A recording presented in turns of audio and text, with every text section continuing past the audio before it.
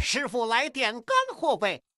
我们平时骑车的时候最容易异响的地方就是它的坐垫，你下压的时候它会发出咯吱咯吱的响声，炸了吧！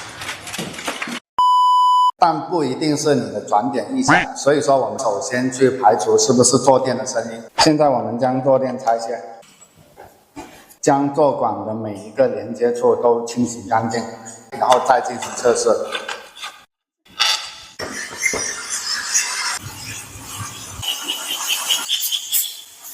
再将转点螺丝上润滑油后装配到坐管上，清洗干净之后的坐管就没有异响。你学会了吗？